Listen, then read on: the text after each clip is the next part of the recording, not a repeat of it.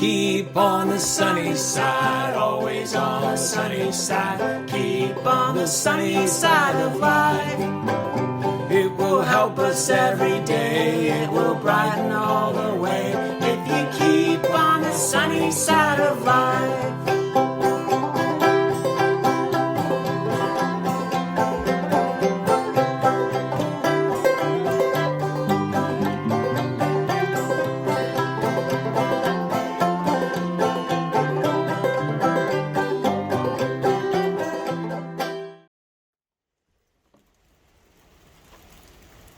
Hello, this is Joe Martin. I'm the pastor at First Baptist Church in cool Toledo, Washington. April. I know it's April showers coming. Bring May flowers, and I'm hoping. I hear that that's coming, but look, it's pretty chilly out here. This is a midweek talk, and I want to talk to you about this is related to what I will talk about on this Sunday, the kingdom walk. You know, walking is a big theme in the Bible and in the history of really following Jesus. You know, we know about the pilgrimages and other things that people did and sometimes still do in other parts of the world. But Jesus makes it very clear that being his disciple is a matter of following him. It's more than an event that you had or an experience that you had when you were a kid or at camp. Jesus said, "Follow me, and I will make something out of your life." And that's how it worked. You know, in the Middle Ages, they talked about God as the God that walked. Jesus walked everywhere, and he was God in the flesh. And he had his people walk with him. But if the experience of walking doesn't, you know, if this experience that you had doesn't result in an experience of walking, doesn't result in a life of following the path of Jesus or the trail of Jesus or the way of Jesus, it's not conversion. It's just kind of like a pulling off and for a little bit for a viewpoint, or to look at, like one guy said, they pulled up to the Grand Canyon and they looked out and they said, "Wow, awesome," jumped in their car and went on. That's not really walking through the Grand Canyon, or that's not really even seeing the Grand Canyon. You know, remember what Jesus said in Matthew 7:13? He said, "Enter through the narrow gate, for the gate is wide and the way, or the path, is broad that leads to destruction, and many are many who enter through it. For the gate is small," it's like a narrow spot, "and the way is narrow that leads to life," the way, the path, "and there are few that find it." Following Jesus is a way of walking, of living your life together. A path. It's narrow. It's like a mountain trail. You have to adjust. You have to pay attention. You can't bring your whole house. You're not pulling your travel trailer on it. It demands simplicity, not letting yourself get tangled and weighted down. I think about like backpacking trips where I always, have a lot of stuff over the years, and I think, where am I going, and do I really need to bring that? It's just that much more weight on my back. Slow me down. And this kind of path that we follow Jesus by, it also takes a guide, and it's to be done with others. It needs to be done with others. When you think of your salvation, when you think about that when people, that question that we'll deal with on Sunday, are many people saved? When you think of your salvation, do you speak of a point in the past where you prayed a prayer, or you had an experience, in a church service or at camp or at some kind of event or some crisis in your life? And that's not all bad, but if that's it, that's a problem. Do you think of your salvation as this point in some past experience? Or do you refer to it as a journey that you began and a path that you're following the shepherd right now on a narrow and winding trail through a lot of beauty and some dark places, some dark valleys, some danger. Theologians have said for years, we are saved, and we are being saved, and we will be saved. This is what is often sanctus or sanctification. We talk about the word, it's the same word used for saved. Actually, the word healed and delivered and saved all come from the same word. And being saved, we are saved. At some point we enter the journey. We are being saved. We are traveling the path, and we will be saved. That one day we will arrive, and we're all on this journey together.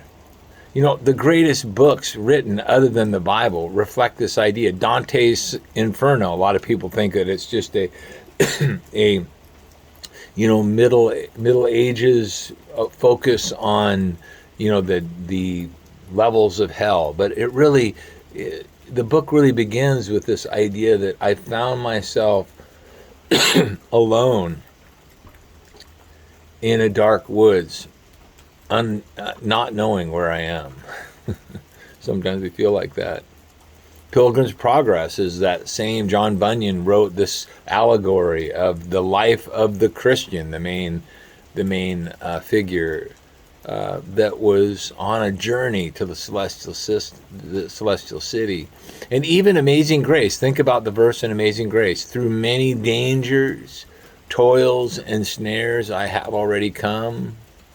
'Tis grace has brought me safe thus far, and grace will lead me home. This is the idea of this is a path. It's a journey. Don't get discouraged if you don't feel like you've gotten this far. You haven't arrived yet. But don't get lax and kind of sit down. And don't imagine that just because you thought about the journey or you thought it was a cool thing that means you're on it. Even Thoreau talked about this idea because he was an advocate of walking.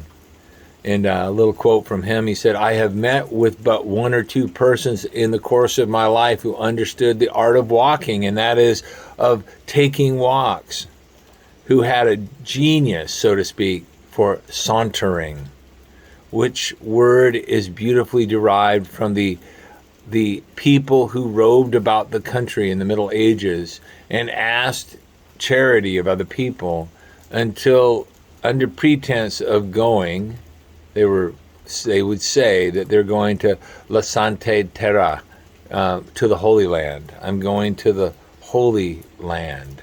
And that meant that, and so children would exclaim, there goes a Santa Terror, or a Santerer, a Holy Lander. This is really the idea of someone later said, this was a person who claimed to be headed after God, a holy walker. You will have testing when you're walking after him. You will be, the test will be really this: will you be faithful to the path? Will you keep walking after him in darkness, in times of darkness, based on what you saw in the light?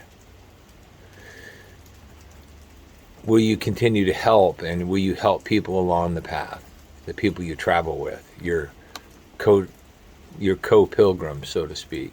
Or will you lay down in the enchanted ground, as Pilgrim's Progress talks about? You get to that place of ease.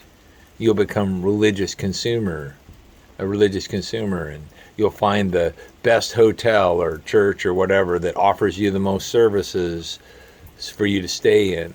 Many people get stuck and stop following the way along the road. They get stuck in some kind of place of their life for many reasons. Maybe they just haven't grown in their relationship with God. They haven't moved far in years. Hebrews talks about this. It warns against it, really. Therefore, since we have so great a cloud of witnesses surrounding us, and there's controversy in Hebrews 12. Is this about people watching us from heaven, or is this in reference to chapter 11? All the examples of people who've gone before us, based on their examples, it's probably both. But based on their examples, let us lay aside every encumbrance and the sin, every weight, and the sin which so easily entangles us, and let us run with endurance the race set before us, the path. Fixing our eyes on Jesus. And by the way, you notice it's the race set before you. It's not the race you make up. It's his. He sets the path.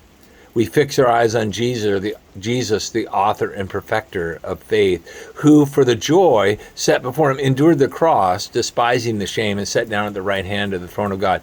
Jesus, even though the cross was terrible, he was willing to go through it, knowing where it would take him. You know, there's an old song, an old hymn that says, or poem that says, from prayers that ask that I might be sheltered from the winds that beat on thee, from fearing when I should aspire, from faltering when I should climb higher, from silken self, O Captain, free thy soldier who would follow thee.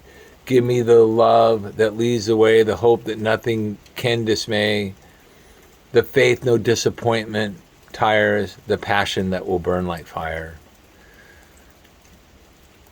Help me not sink to be a clod. Make me thy fuel, O flame of God. This is this idea that Amy Carmichael was saying, I really don't want to get stuck. You know, Galatians 5:16 says, but I say walk by the Spirit, and you will not carry out the desires of the flesh. How do we do it? Well, we're going to talk more about it on Sunday. But here's something you could practice this week. Just take some time, maybe right now, just when you shut this off or after you get done sharing this. I hope you do. Take time to reflect. Just think or write down a description of your faith journey, how you started it in following Jesus, and what the travel has been like, what the high points and the low points, and where you find yourself right now, and where you see him leading you. Make it like a travel journal. You know, ask yourself the question, have I really moved forward lately? Or are you just kind of laying down, kind of finding a comfortable spot? And what do you need to do to start moving again on that trail and following Jesus? I hope you share this, and I really hope you come this weekend. It's part of your basic Christian practice is going to be to gather with other believers. As part of it, you help each other grow in love. You can't really do this. You know, we are disciples, not disciple. So I know some of you watch this and it's the only thing you got going because of a lot of reasons online, but you really need to be with other believers. And sometimes it might be inconvenient, but that's part of it. So inconvenience yourself on the journey in following him and show up this Sunday. Bring somebody with you. And remember, 8 o'clock in the morning, 11 o'clock services, we'll be talking about this issue. And then also during the 9:30 breakfast class, you can come, you can ask questions, and it's a great time to just be around the table together. Thank you so much also for being so faithful in your giving. You can give online by just following the link that this comes from and going to the giving. And thank you. Many of you are recurring givers, and I thank you so much. God bless you, and have a great rest of your week.